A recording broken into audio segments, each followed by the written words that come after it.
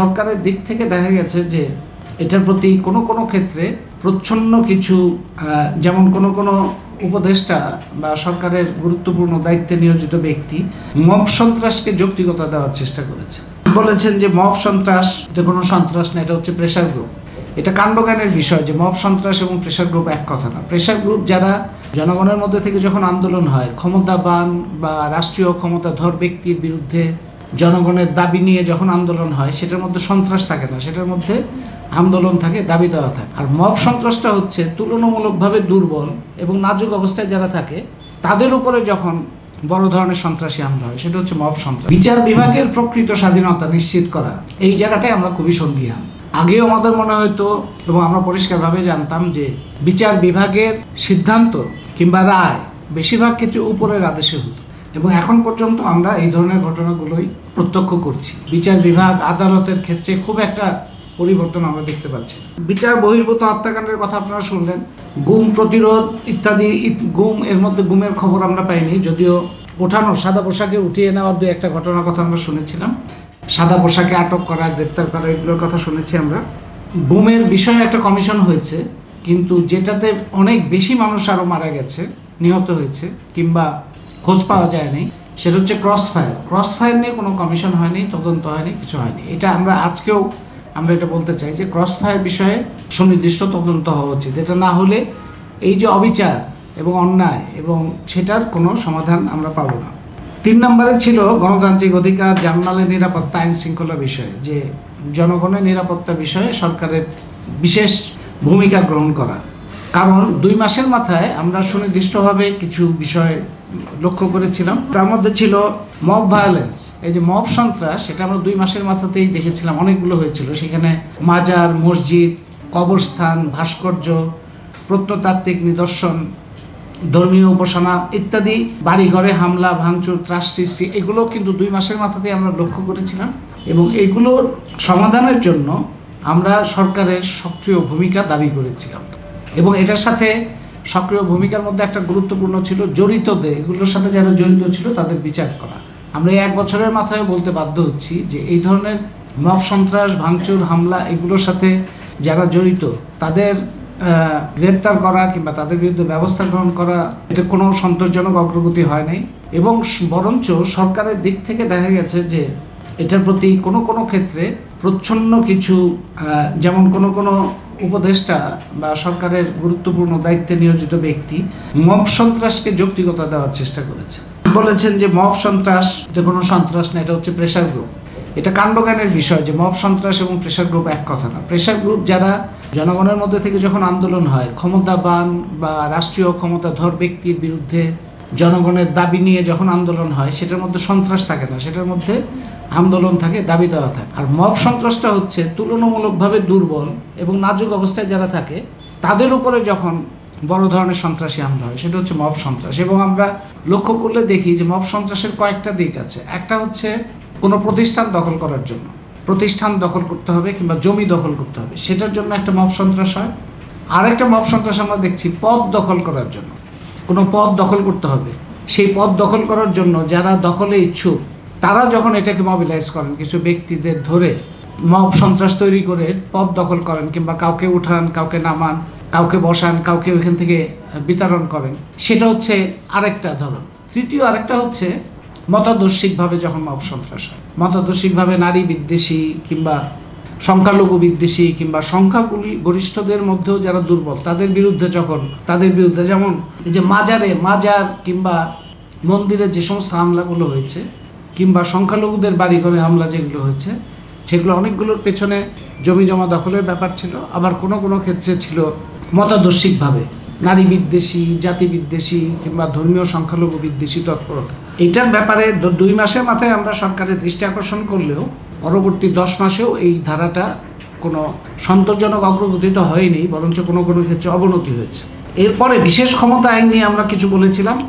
74-এর বিশেষ ক্ষমতা আইন, এটা একটা বিস্ময়কর ব্যাপার যে 74-এর বিশেষ ক্ষমতা আইন জনগণের উপরে নিপীড়নের জন্য এই আইনটা করা হয়েছিল। সেই বিশেষ ক্ষমতা আইন পার হয়ে জরুরি অবস্থা হয়েছে, একদলীয় শাসন হয়েছে, তারপরে সামরিক শাসন হয়েছে, তারপরে কতগুলো সরকারের পরিবর্তন হয়েছে।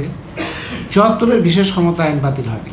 এবং এখনকার সরকার আওয়ামী লীগের যে যত অপকর্ম সেগুলির ব্যাপারে তো তারা কুণ্ঠাহীনভাবে অকুণ্ঠ চিত্তে এগুলো বর্ণনা করছেন, কিন্তু আওয়ামী লীগের সময় যে সমস্ত নিবর্তনমূলক আইন করা হয়েছে সেটা বাতিলে তাদের কোনো আগ্রহ দেখা যাচ্ছে না।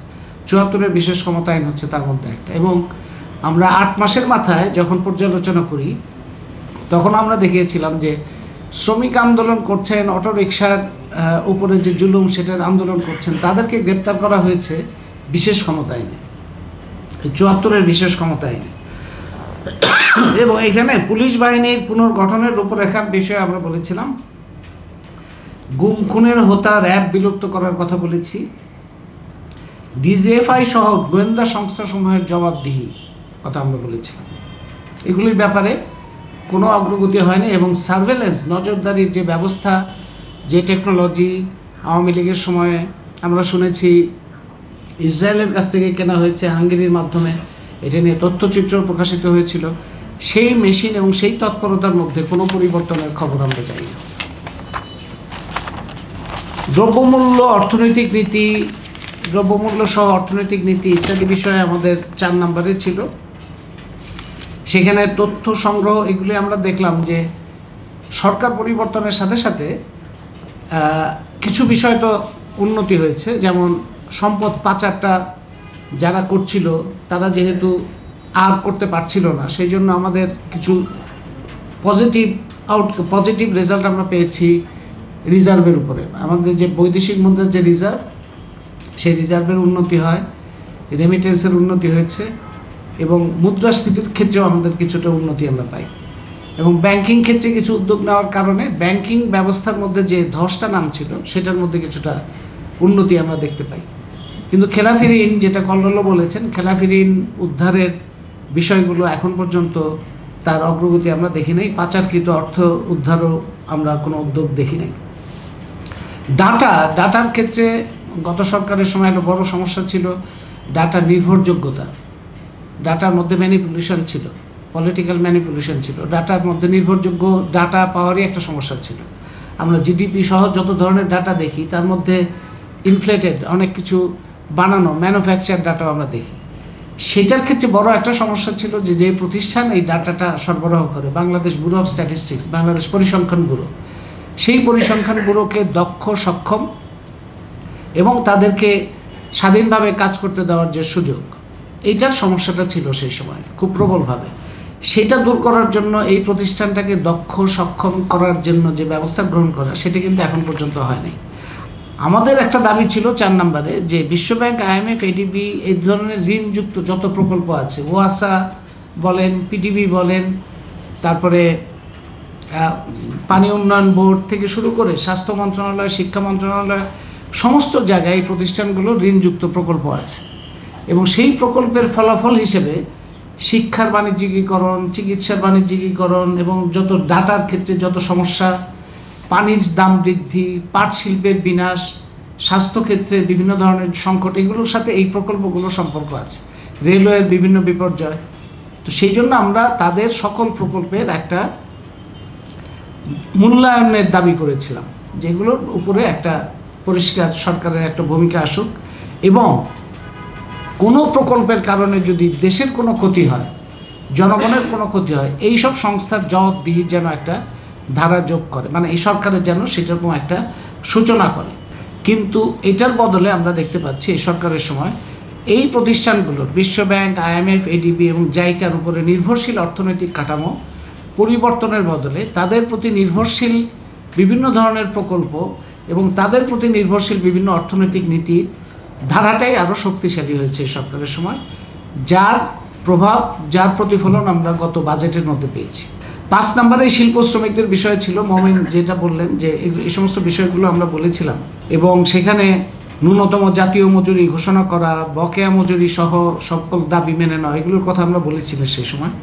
সরকারের একটা উদ্যোগ আমরা দেখেছিলাম এবং দেখে কিছুটা আশাবাদী হয়েছিলাম, সেটা হচ্ছে সরকার, শ্রমিক পক্ষ এবং মালিক পক্ষ এই ত্রিপক্ষীয় বৈঠক হয়েছিল বেশ কয়েক দফা, এবং সেখানে 18 দফা চুক্তি হয়েছিল, এবং সেই 18 দফা চুক্তি ছিল খুবই ডিটেল এবং খুবই গ্রহণযোগ্য, এবং বলা যায় যে পরিবর্তনের কিছু সূচনা হতে পারত। সেখানে জাতীয় ন্যূনতম মজুরির কথা ছিল, বকেয়া মজুরি পরিশোধের কথা ছিল, অবাধ ট্রেড ইউনিয়ন অধিকারের কথা ছিল, সব ছিল।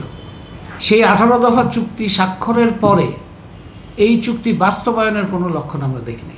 তার ফলে বকেয়া মজুরির জন্য আন্দোলন অব্যাহত ছিল, এবং বকেয়া মজুরি আন্দোলন করতে গিয়ে শেখ হাসিনার সময় নিহত হয়েছে শ্রমিক, এই সরকারের আমলেও নিহত হয়েছে শ্রমিক। চম্পা খাতুন একজন অন্যতম শহীদ, এবং এর বাইরেও আরও গুলি হয়েছে, এবং এই যে ছাঁটাই, সেই ছাঁটাইগুলো হয়েছে। বেক্সিমকো সহ যারা অপরাধী, অভিযুক্ত, বাংলাদেশের সম্পদ লুণ্ঠন পাচারের জন্য যারা দায়ী, তাদের বেশ কিছু কারখানা এবং তাদের সহ অন্য কিছু কারখানা বন্ধ ঘোষণা করা হয়েছে। আমরা এটা প্রতিবাদ করেছিলাম। আমরা বলেছি যে মালিকদের অপরাধের জন্য, তারা তো ঋণ নিয়ে করেছে, সেই ঋণটাও তো পাবলিক মানি, আসলে এটা পাবলিক মানিরই প্রতিষ্ঠান। এগুলো, এই প্রতিষ্ঠানগুলো আসলে এই বেক্সিমকো, বসুন্ধরা, এস আলমের অনেক প্রতিষ্ঠান যথাযথভাবে তদন্ত করলে দেখা যাবে যে এটা পাবলিক মানি দিয়ে প্রতিষ্ঠিত প্রতিষ্ঠান। সেই প্রতিষ্ঠানের দায় দায়িত্ব তো সরকারকে নিতে হবে, মালিকদের বিচার করতে হবে, কিন্তু শ্রমিকদের শাস্তি দেওয়ার তো কোনো যুক্তি হইতে পারে না। দেখা যাচ্ছে যে আসল শাস্তিটা মালিকরা আরাম এসেই আছে, বেশিরভাগ মালিক বিদেশে চলে গেছে, আসল শাস্তি পাচ্ছে শ্রমিকরা, কারণ শ্রমিকরা এখানে প্রতিষ্ঠান বন্ধ হওয়ার কারণে শ্রমিকদের কোনো কাজ নাই। প্রায় লক্ষাধিক শ্রমিক এখন চাকরিচ্যুত, তারা নতুন বেকার এই সরকারের আমলে। তাদের বিষয়ে আমরা বিশেষভাবে সরকারকে বলেছিলাম, সেটার কোনো সমাধান হয়নি। রানা প্লাজা, তাজরিন, হাসেম ফুড, এই যে হত্যাকাণ্ড, সেটার বিচারের কথা বলা হয়েছিল, সেটার ক্ষেত্রেও তেমন কোনো অগ্রগতি নেই। 6 নম্বরে ছিল কৃষি, এই যে প্রকৃতি। আমরা ধারণা করেছিলাম যে সরকারের মধ্যে পরিবেশ বিষয়ে সচেতন কিছু ব্যক্তিবর্গ আছেন, তারা এই বিষয়টা বুঝতে পারবেন। আমরা এই বাক্যটা এভাবে বলেছিলাম যে প্রকৃতি ও কৃষক বান্ধব কৃষি ব্যবস্থা নিশ্চিত করতে একটা কমিশন গঠন করে। যে কৃষি ব্যবস্থা তো সামগ্রিকভাবে একটা দূষণ, ভয়ঙ্কর রকম প্রাণঘাতী বিভিন্ন ধরনের উপাদান সেখানে ব্যবহার হয়, এবং কৃষকরাই হচ্ছে বর্তমান সময়ে সবচেয়ে বেশি সংখ্যক ক্যান্সার রোগী হচ্ছে কৃষকরা, কারণ ওইখানে প্রাণঘাতী সমস্ত ওষুধ ব্যবহার হয়। তার থেকে বেরোনোর রাস্তাটা কি হইতে পারে সেটা নিয়ে একটা কমিশন গঠনের দাবিটা ছিল আমাদের। এটার ব্যাপারে কোনো অগ্রগতি হয় নাই। কৃষি উপকরণ এবং যেভাবে করা হচ্ছে সেটাই করা হচ্ছে। এই যে আলু চাষির কথা বলা হচ্ছে, এটা আমরা 8 মাসের মাথায় মাহমির্জা যে এবং সাইদ শাহিন পরিষ্কারভাবে এগুলো দেখিয়েছিলেন যে আলু চাষি এবং কৃষকরা ফসলের ন্যায্য দাম না পাওয়ার কারণে আত্মহত্যা করছে। শুধুমাত্র সরকারের উদ্যোগটা দরকার ছিল যে হিমাগারের সংখ্যা বাড়ানো এবং ফসলের ন্যায্য দাম পাওয়ার জন্য কিছু উদ্যোগ গ্রহণ করা। সংরক্ষণ, ফসল সংরক্ষণ, সরকারের ক্রয় নীতি, সেটার পরিবর্তন করলে এই অবস্থার পরিবর্তন করা সম্ভব ছিল। সরকার এই বিষয়ে কিছুই করে নাই। এইখানে আরেকটা দাবি ছিল, যেটা মোশাহিদা সুলতানা বললেন, এই চিনি কলের কথা। আমরা বলেছিলাম যে রাষ্ট্রায়ত্ত পাটকল, চিনি কল এগুলো চালুর জন্য প্রয়োজনীয় কিছু নীতিমালার পরিবর্তন এবং কিছু উদ্যোগ হয়েছিল। সেখানে একটা কমিটি হয়েছিল, মোশাহিদা সুলতানাও ছিলেন তার সাথে, কাফিরতনও ছিলেন মনে হয়, চিনিকল, এবং তার ব্যাপারে মনে হয়েছিল কিছু আশার আলো দেখা গেছিল যে হ্যাঁ এরকম খুলবে, কিন্তু তারপরে সেটা অগ্রগতি হয়নি। এবং তাদের অবস্থান মনে হচ্ছে যে আগের সরকারের সাথে দৃষ্টিভঙ্গিগত কোনো পার্থক্য আমরা দেখতে পাচ্ছি না। না দেখতে পারার একটা বড় কারণ হচ্ছে যে পেছনে যে মতাদর্শটা কাজ করছে, নিউ লিবারেল ইকোনমিক পলিসি এবং বিশ্বব্যাংক, এডিবি, তাদের যে প্রভাব, সেই প্রভাবটাই হচ্ছে কেন্দ্রীয়। সেই প্রভাবের কারণে এখানে আমরা কোনো পরিবর্তনই দেখতে পাচ্ছি না।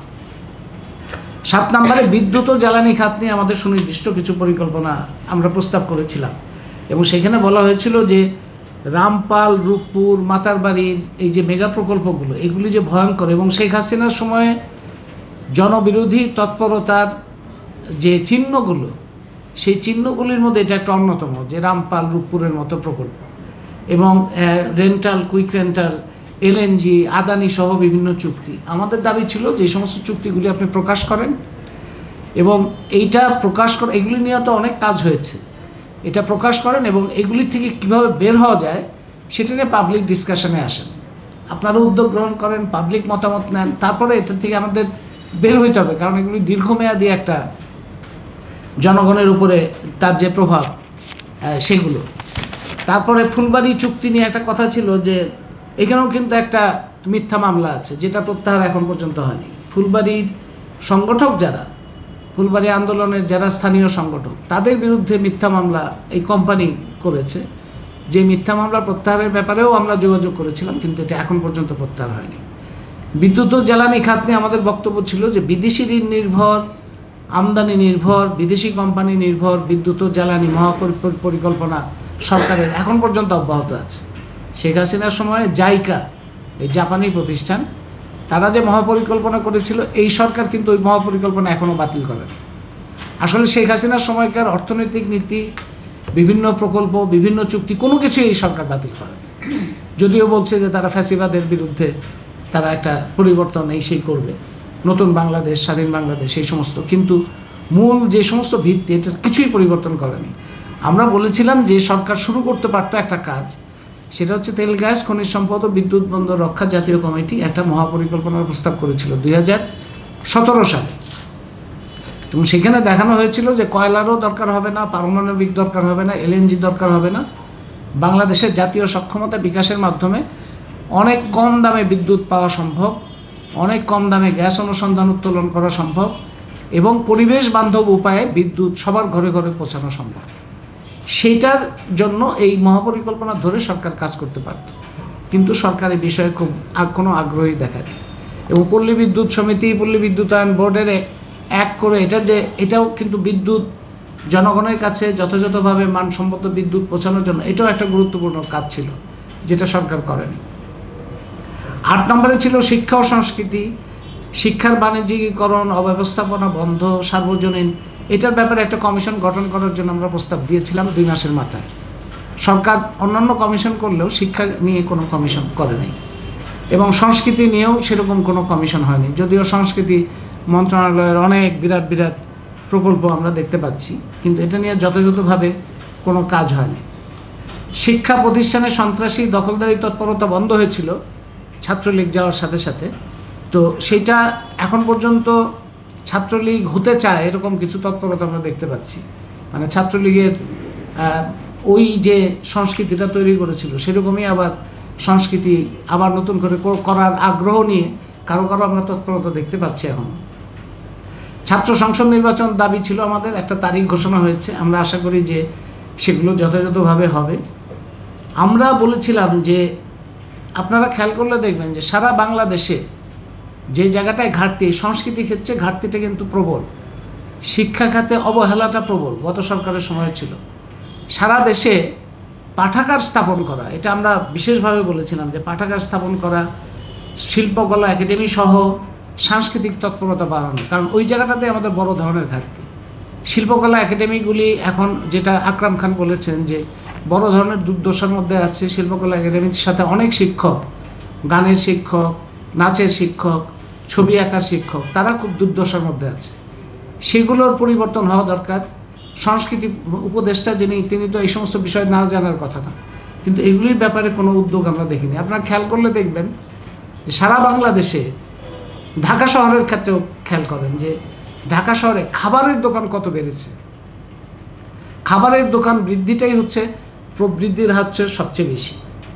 এখন আমাদের তরুণরা কোথায় তারা গল্প করবে, কোথায় তাদের সময় কাটাবে? খেলার মাঠ নাই। এবং আমরা উন্মুক্ত স্থানগুলো দখলমুক্ত করার জন্য বলেছিলাম যে উন্মুক্ত স্থানগুলো দখলমুক্ত করেন, এটা আমাদের স্বাস্থ্য মানে অসুস্থতা কমানোর একটা অন্যতম মাধ্যম হতে পারে। এই যে বিভিন্ন রকম নদী, খাল, জলাশয় দখলমুক্ত করেন, খেলার মাঠ, পার্ক দখলমুক্ত করেন, এটার ব্যাপারে কিন্তু আমরা অদ্ভুত, উপদেষ্টাদের মধ্যে অনেকেই আছেন যারা এই সমস্ত বিষয়ে কথা বলেছেন। এই খাল তো, খাল কিংবা উন্মুক্ত জায়গা দখলমুক্ত তো হয়ই নেই, বরঞ্চ এই সময় আরও এই যে পান্থকুঞ্জের আন্দোলনের কথা আপনারা জানেন, যে পান্থকুঞ্জের আন্দোলনও ছিল এরকম, যে কিভাবে একটা ঢাকা শহরের মধ্যে একটা ছোট সবুজ জায়গা ধ্বংসপ্রাপ্ত হচ্ছে। খোলা মাঠ, এই যে ফার্ম গেটের একটা পার্ক, মানে একটা খোলা জায়গা ছিল, ওইটা দখলমুক্ত করার প্রতিশ্রুতি ছিল, ওইটা হয়নি। খিলগা সহ বিভিন্ন জায়গায় এই যে সরকারি প্রতিষ্ঠানগুলোই অনেক জায়গা দখল করে দিয়েছে। আনসার, পুলিশ, তারপরে বিডিআর, বিজেপি, আর্মি, এদেরই দখলে আছে এখন অনেক জায়গা। আমি আজকে বিশেষভাবে বলতে চাই যে শিল্পকলা একাডেমি, এইটা অবিলম্বে সামরিক বাহিনীর দখলমুক্ত করা উচিত, বা ঢাকা শহরের ঢাকার শিল্পকলা একাডেমি থেকে শুরু করে বাংলাদেশের বিভিন্ন জায়গায় শিল্পকলা একাডেমি, কমিউনিটি সেন্টার দেখা যাচ্ছে যে সেনাবাহিনীর একটা আস্তানা হিসেবে কিংবা র্যাবের আস্তানা হিসেবে কিংবা বিজিবির আস্তানা হিসেবে ব্যবহৃত হচ্ছে। তো যে এই গণ অভ্যুত্থানের প্রধান বিষয়টাই ছিল একটা সৃজনশীলতা, গ্রাফিতি, গান, সমস্ত কিছুর মধ্যে দিয়ে সেই সাংস্কৃতিক তৎপরতা বাড়ানোর জন্যই তো সরকারের বিশেষ উদ্যোগ নেওয়া উচিত। তো সেই জায়গাগুলি কি দখল হয়ে থাকবে কিংবা সেই জায়গাটাতেই বরাদ্দ সবচেয়ে কম থাকবে, সেই জায়গাটায় মনোযোগ কম থাকবে, এটাই আমরা সরকারের এই ভূমিকার মধ্যে এই ধরনের কোনো পরিবর্তন দেখতে পাচ্ছি না। এই সংস্কৃতি উপদেষ্টা তো চলচ্চিত্রও বানান, সেই চলচ্চিত্র জগতও কিন্তু বড় ধরনের সংকটের মধ্যে আছে। সিনেমা হল এবং অন্যান্য জায়গাগুলো বড় ধরনের দুর্দশার মধ্যে, সেগুলো গত সরকারের সময়ই ছিল, এই সরকারের সময় আমরা কোনো ধরনের পরিবর্তন দেখতে পাই না। বন উজাড় করা, জলাশয়, এগুলো বিষয়ে আমরা বলেছি স্বাস্থ্য পরিবেশের ধারায় 9 নম্বরে, সেখানে আমরা বলেছিলাম একটা খুব সহজ কাজ করার কথা সরকারকে পরামর্শ দিয়েছিলাম যে পাবলিক বা সর্বজন হাসপাতালের মান উন্নয়ন করার জন্য নতুন কোনো বরাদ্দ দরকার নেই। শুধুমাত্র এইসব প্রতিষ্ঠানে যদি রাষ্ট্রপতি, প্রধান উপদেষ্টা, সরকারি কর্মকর্তাদের চিকিৎসা বাধ্যতামূলক করা হয় যে তাদের সকল চিকিৎসা হবে পাবলিক হসপিটালে, এইটা যদি হয়, মানে এই উপদেষ্টারা যদি এখন পাবলিক হসপিটালে চিকিৎসা নিতে যান, সেটাই স্বয়ংক্রিয়ভাবে ওই হাসপাতালগুলোর মান উন্নয়ন করবে। অনেক অব্যবস্থা দূর হবে, অনেক ধরনের মেশিনপত্র যেগুলি বাক্সের মধ্যে আটকে আছে, বাক্সগুলি খুলে সেই মেশিনগুলি ব্যবহার শুরু হবে। অনেকগুলো আইসিইউ অনেকগুলো বন্ধ হয়ে আছে পাবলিক হসপিটালে, প্রাইভেট হাসপাতালের চিকিৎসার সুবিধা দেওয়ার জন্য, সেগুলি চালু হবে। শুধুমাত্র তারা যদি নিজেরা চিকিৎসা গ্রহণ করেন, এইটা বাধ্যতামূলক করার কথা আমরা বলেছিলাম। কোনো আচরণ, কথাবার্তা কিংবা এই ধরনের পদক্ষেপের কোনো পরিবর্তন আমরা এ পর্যন্ত দেখিনি। 10 নম্বরে আমরা পাহাড় এবং সমতলের সংখ্যালঘু জাতিগোষ্ঠীর অধিকারের কথা বলেছিলাম।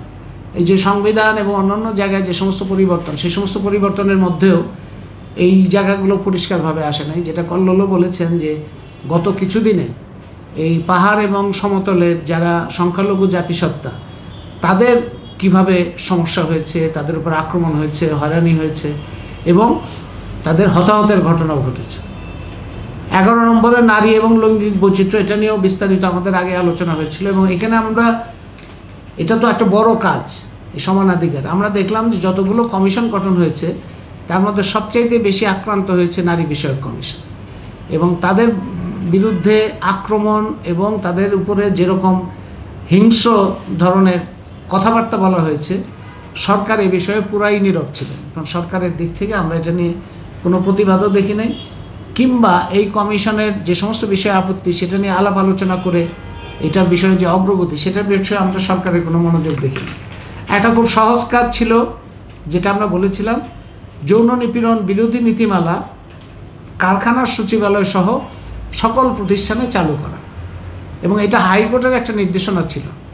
সেই নির্দেশনা অনুযায়ী কোনো কোনো বিশ্ববিদ্যালয়ে এটা চালু হয়েছিল, কিন্তু সচিবালয় সহ অন্যান্য বহু প্রতিষ্ঠানে এখন পর্যন্ত যথাযথভাবে এগুলো কার্যকর হয়নি। এটা সরকারের জন্য এটার জন্য কোনো বাজেট দরকার হতো না, এটা উদ্যোগটা দরকার ছিল। এবং অন্যান্য মামলা, যে সমস্ত নারী ও শিশু নির্যাতনের মামলার বিচারক সংখ্যা বাড়ানো, এই সমস্ত বিষয়গুলো কিছু ছিল। লিঙ্গ বৈচিত্র্যময় জনগোষ্ঠীর সাংবিধানিক এবং স্বতন্ত্র আইনগত অধিকার, এটা তো এই সরকার অন্তত তার স্বীকৃতিটা, তাদের মুখের ভাষাতেও আমরা এটার বিষয়ে, তাদের মুখের কথাতেও আমরা এটার বিষয়ে কোনো গুরুত্বের শুনিনি, বরঞ্চ এগুলির বিরুদ্ধে বিভিন্ন রকম মব সন্ত্রাস এবং বিভিন্ন ধরনের প্রচার আমরা দেখেছি। আন্তর্জাতিক সম্পর্ক নিয়ে আমাদের মানব পাচার নিয়ে একটা ছিল 12 নম্বরে, যে আমাদের প্রবাসী যারা, তারাই তো বাংলাদেশের অর্থনীতির একটা ভিত্তি স্থাপন করে। $25 বিলিয়ন কমপক্ষে আসে প্রতি বছর। IMF ঋণ দিছে, IMF-এর কাছে ঋণ নেওয়া হয়েছে $3 বিলিয়ন 3 মাসে। সেখানে 2 মাসে তার চাইতে প্রবাসীদের রেমিটেন্স বেশি আসে। সেই রেমিটেন্স আমাদের অর্থনীতির ভিত্তি হইলেও তাদের যে নিরাপত্তাহীনতা, সেটা দূর করার ব্যাপারে উদ্যোগটা বাংলাদেশের কোনো সরকারই নেয়নি। এই সরকার বিমানবন্দরের লাউঞ্জ প্রতিষ্ঠা করেছেন, এটা দেখেছি, শুনেছি, কিন্তু ওই যারা বাইরে নির্যাতিত হচ্ছেন, মালয়েশিয়া, সৌদি আরব থেকে শুরু করে বিভিন্ন জায়গায়, তারা যে বিভিন্ন রকম নির্যাতনের শিকার হন, নারী শ্রমিকরা তো আরও বেশি, সেগুলোর ব্যাপারে তাদের ওইখানে ভূমিকা পালন করা, দূতাবাসগুলোকে সক্রিয় করা, দেশের মধ্যে কিছু নিয়মকানুন করা এবং তাদের দেশের জালিয়াত, নির্যাতক এবং প্রবাসে যেখানে তারা কাজ করেন সেখানে নির্যাতক, জালিয়াত, এদের হাত থেকে রক্ষা করার জন্য যে ধরনের উদ্যোগ গ্রহণ করা দরকার প্রবাসী মন্ত্রণালয় এবং অন্যান্য, সেগুলি আমরা কোনো দায়িত্বশীল কোনো ধরনের ভূমিকা দেখতে পাইনি। সর্বশেষ আন্তর্জাতিক সম্পর্ক নিয়ে আমরা বলেছিলাম যে ভারত, যুক্তরাষ্ট্র, চীন, রাশিয়া, ইউরোপিয়ান ইউনিয়ন, জাপান এদের সাথে যে সমস্ত সামরিক বেসামরিক চুক্তি আছে সেগুলি প্রকাশ করা এবং জনস্বার্থ বিরোধী তৎপর যে সমস্ত চুক্তি সেগুলো বাতিল করা, কিন্তু কোনো প্রকাশ হয়নি। বরঞ্চ এই সরকারের গত কয়েক মাসে বেশ কিছু গোপন চুক্তির আলামত আমরা দেখতে পাচ্ছি। আবার চুক্তি স্বাক্ষরের আগে, যেমন ট্রাম্পের শুল্ক নিয়ে যে সমস্ত ঘটনাগুলি ঘটল, সেই ঘটনাগুলির সময় আমরা কিছু কাগজপত্র পেলাম যেখানে ট্রাম্পের আদেশনামা আছে যে বাংলাদেশ সরকারের কী কী মানতে হবে। মানার মধ্যে একটা তো আছে কিছু তাদের কাছ থেকে প্রচুর আমদানি বাড়াইতে হবে। সেই আমদানি বৃদ্ধির এই ট্রাম্পের আদেশের কাগজপত্র আমরা যখন পেলাম তখন একই সঙ্গে জানলাম যে সরকার নন ডিক্লারেশন এগ্রিমেন্ট, নন ডিক্লারেশন NDA স্বাক্ষর করেছে, মানে এটা তারা চুক্তি প্রকাশ করবে না, এই ধরনের একটা চুক্তি স্বাক্ষর করেছে।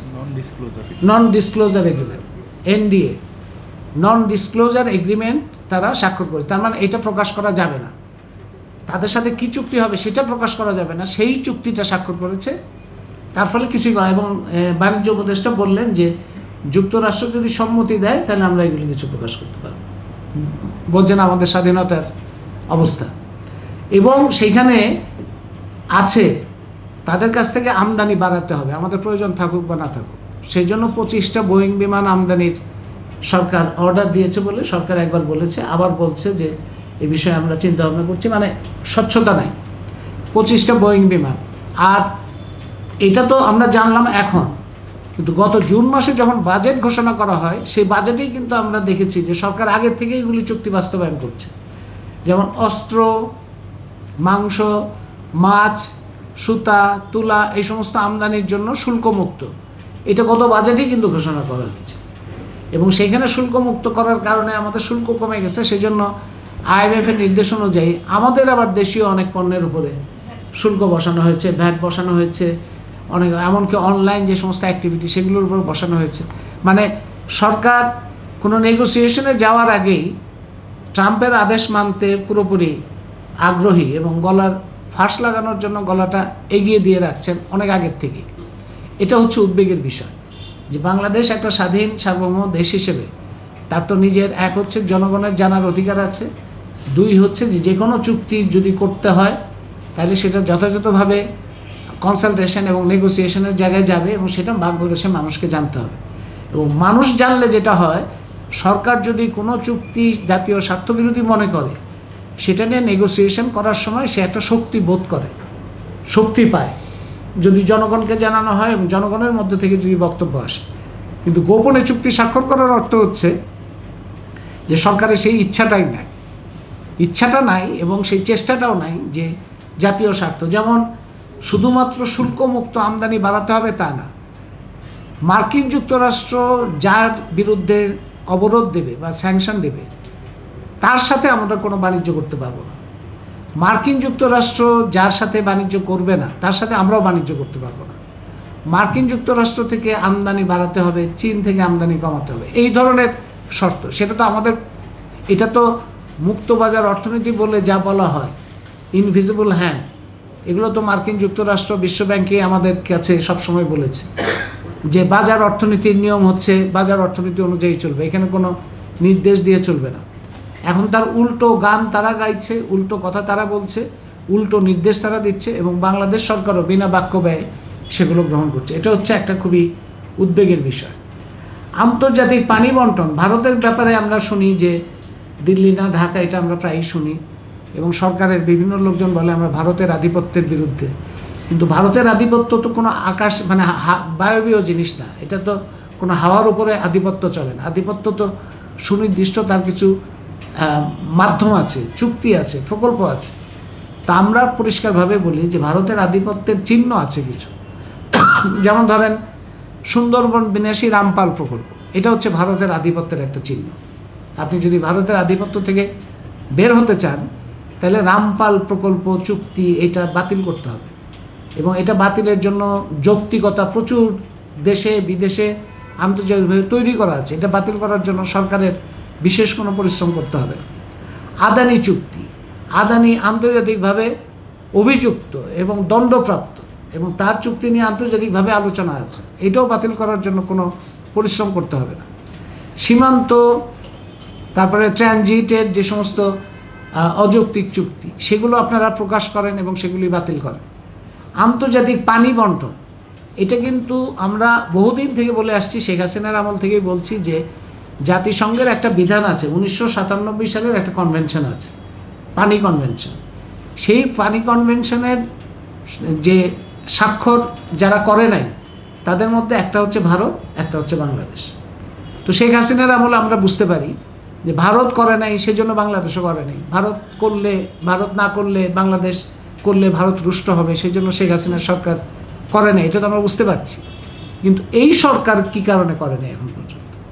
মাঝখানে বিভিন্ন আমরা দাবি দেওয়া করার পরিপ্রেক্ষিতে এক উপদেষ্টা বলছিলেন যে এটা আমরা শিগগিরই স্বাক্ষর করব, কিন্তু এখন পর্যন্ত 1 বছরের মধ্যেও স্বাক্ষর হয়নি। আমরা দাবি করি যে আপনি পানি কনভেনশনে যদি বাংলাদেশ স্বাক্ষর করে তাহলে আন্তর্জাতিক বিধি অনুযায়ী যে উপরে যারা আছে, যে নদীর পানির উপরে কোনো ধরনের বাধা বিঘ্ন সৃষ্টি করা, আন্তর্জাতিকভাবেই আন্তর্জাতিক আইনেই ভারত অভিযুক্ত হবে।